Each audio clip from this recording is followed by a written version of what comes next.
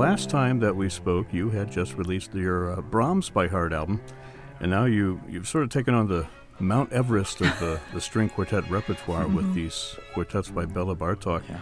Again, playing them entirely from memory. So, first of all, congratulations on that achievement. Thank you. Thank you. Thank you very much.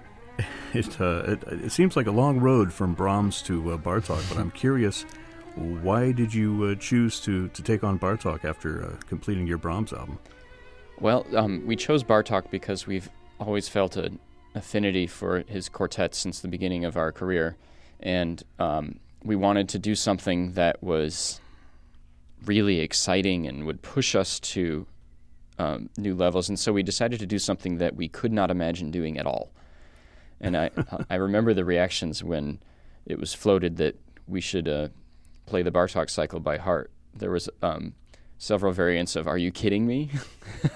around the room, and then we thought about it and realized that it made the most sense, even though it was going to be incredibly difficult. And it has proven to be as difficult as we imagined, but it turned out to be possible.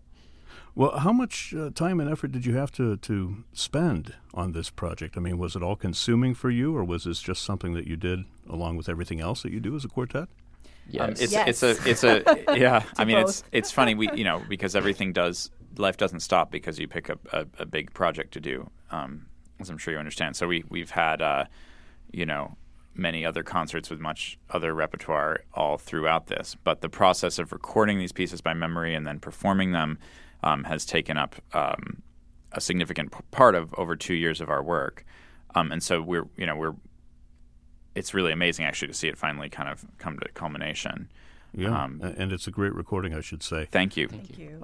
The quartets of Bartók spread out over 30 years, really, Right. that he wrote these pieces. Now, if you go and you look at the quartets, say, of Beethoven, you can trace a real development there over the years. Talk a little bit about Bartók's style in these quartets and maybe how they evolved or how they're similar or different from each other. Yeah. Well, when he first started out with the first quartet, I think he was very much influenced by Debussy, Wagner, all the greats, and you can really hear that in the sounds. But as it goes along, it's not quite Wagner and Debussy. It's still Bartók. For instance, in the first quartet, he uses a direct quote from one of the folk melodies that he recorded. The song is called "Fly, Peacock, Fly." And we've been actually playing this recording for our audiences when we play the first quartet, and it's kind of amazing to see the kind of the expression on the audience's faces when they hear the recording, because it's such an amazing song.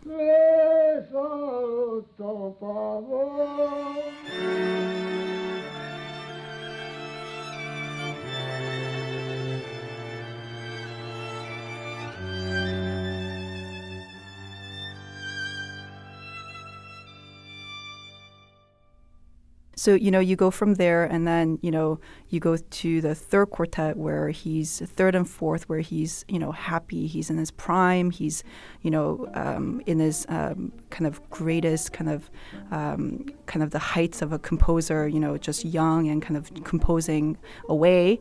But then you get to, the end, sixth quartet, and he wrote this at a very later part in his life, after he left his home country, and you can really feel the sadness and the kind of tiredness that comes from that, and it's an amazing journey. I mean, it's kind of a blessing for us to be able to play all six, and to really kind of go through life as Bartók did with these quartets. It's pretty amazing.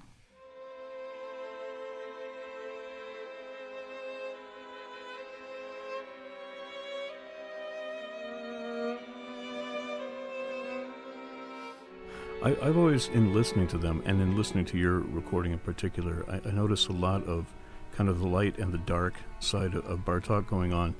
And he always treads that line between familiar and unfamiliar. You sort of feel like you're in a forest, maybe on an unknown path, but you've seen trees before, you've seen everything before, Right. But it's taking you somewhere new. That's a great description. And it's a really interesting recording. I have to say my favorite, if I were to pick one, would be Quartet number 5. Mm-hmm. It's very witty, it's very mercurial, lots of little musical things there that grab your ear. Yes. And so if I could just go through the three of you, asking you, do you have a favorite part or favorite parts of this recording? I would say I agree with you. I love the fifth quartet. I love the fourth quartet as well. But the movement that really strikes me is in the fifth quartet. It's the second movement, which is the first of two kind of slow movements. There's something about, I agree with you, that Bartók takes, it's always a little bit unexpected. And I really love the way he juxtaposes, music that is often inspired by very kind of almost raw, kind of intense, sort of almost what feels like elemental early human energy, that he maybe feels from these folk dances, and then juxtaposes them with something so human in the sense of vulnerable and beautiful. And you never know what's coming next, but the way that he contrasts these kinds of music, and then you end up suddenly turning a corner, and it's this most stunning landscape that you just didn't expect. And for me, the second movement of the fifth quartet does that.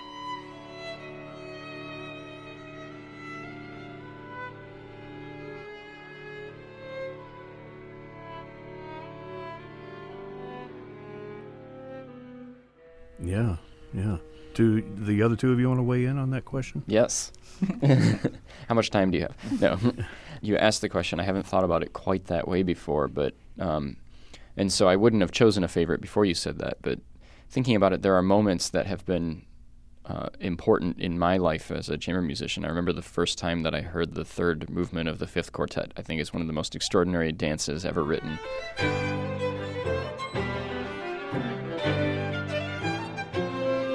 And it's totally inconceivable to listen to.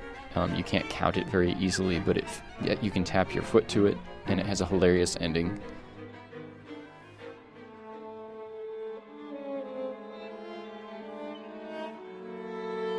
But then the moment that, as I've gotten to know the quartets more and more, the moment that really gets me is the end of the whole cycle, the end of the sixth quartet.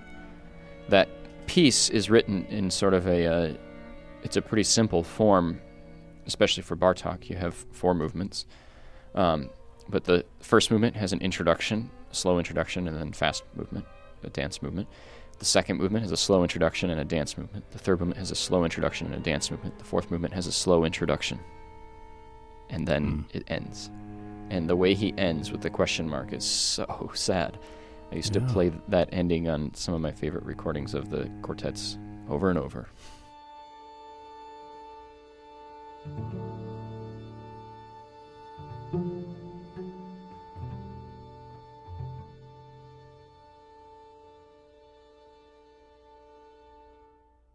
Yeah, you paint a beautiful picture of that music.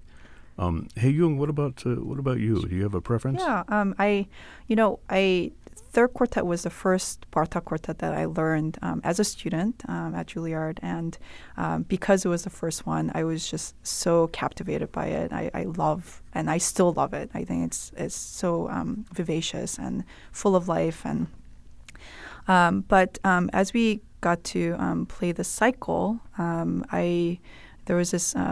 Actually, the first time that we played the cycle, actually not by memory, with music, I remember getting to the last movement, as Greg said, of the sixth quartet, and I was really overcome by the emotional kind of gravity of the movement, and it actually reminded me of the feeling that I had actually when I left South Korea when I was 7 years old. And it was like a very emotional kind of moment for me to kind of see that parallel of, leaving everything behind that you love and you care for. So it was definitely at that moment I realized, wow, this is an amazing journey, the whole cycle, but this movement is also an amazing movement.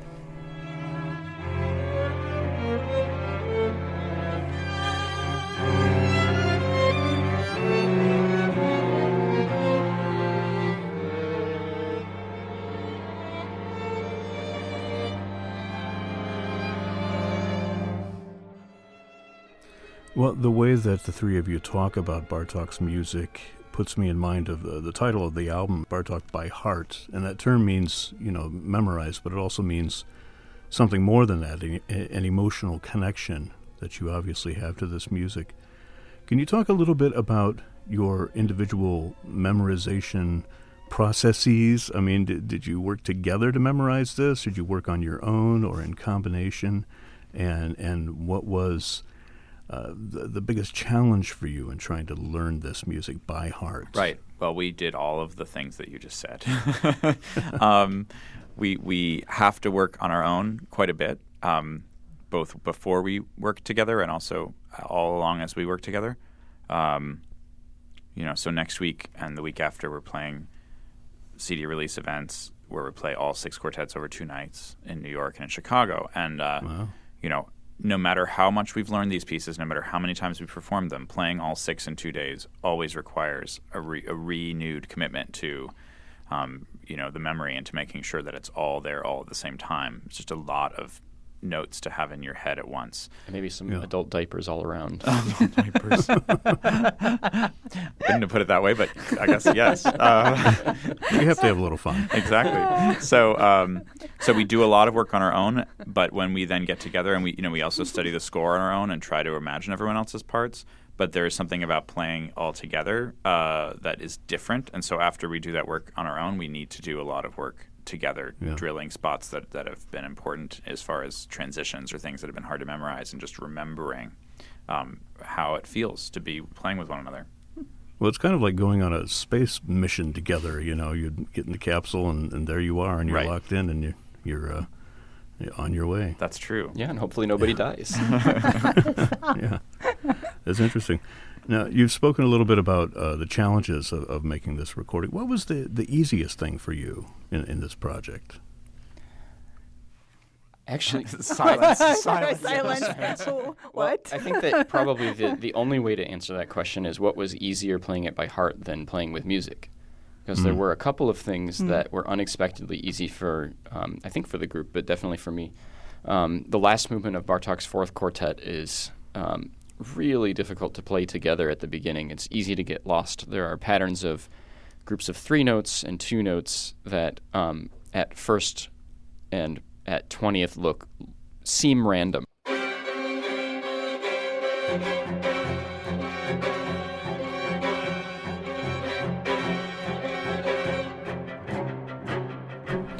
And in order to memorize it, we needed to find actual patterns. And after a lot of work, we did find a way of thinking of it. This is the cello and viola part in particular, but also the fiddles at other parts. We did find ways of thinking of it that have patterns. And so that became easier to play from memory than it was to play with the music. And there's also, it's much easier to conceive of long-term connections. So how the thing you're playing now connects to 2 minutes later in the piece.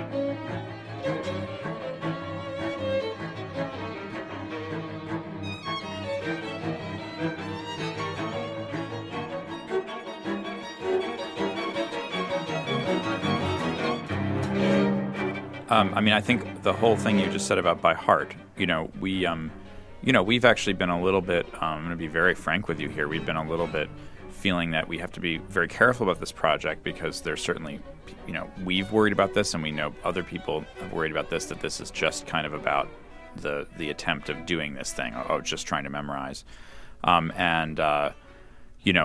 We really believe for us this gets us to a better place as far as being able to reach out to one another and play with heart. That's why we're doing it. Not that we believe this is the best thing for everybody or would be the best way for any group of 4 people to do it. But for us, the feeling in the recording of, being forced to be a little bit more exposed and having to reach out to one another to feel safe, that's why we did it. You feel a sense of liberation getting away from the score? In the end. Definitely. In the end, yeah. So now, where do you go from here? I mean, you have Bartók. Are we going to have Shostakovich by heart? Is that your next project? We had Brahms and Bartók, so it has to be a B composer. Yeah. No, it doesn't. It doesn't. Well, Burt Bacharach. Right. We have a bunch of ideas, but we haven't come to a decision, partially because, as Jonah mentioned, we're about to do the cycle in 2 days. a couple of times, and that's all-consuming. And so we'll be doing our planning after we've surfaced for air for the future. But the most immediate thing we have coming up is a concert pretty near to your listening area in Worcester, Ohio, on December 11th. Okay. So that'll be a good fun. And this season's rep includes, besides Bartók, it includes other music by heart: Benjamin Britten, Beethoven Opus 130 with the Grosse Fuge, some Mendelssohn, some Schubert. So we're certainly mixing it up. You guys are busy. Yep. Yes. Try to keep That's busy. good. It's good to be busy. Yeah.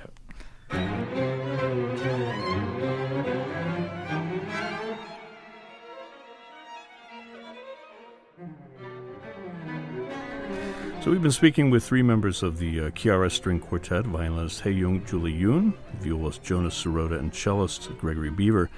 The Chiara Quartet's latest album is called Bartók by Heart, and that's available from Azica Records. You can find it also online at their website, chiaraquartet.net. And again, congrats to the three of you on your new album. And thanks for joining us here on FM 91. Thank you so much. Thanks so much for having us.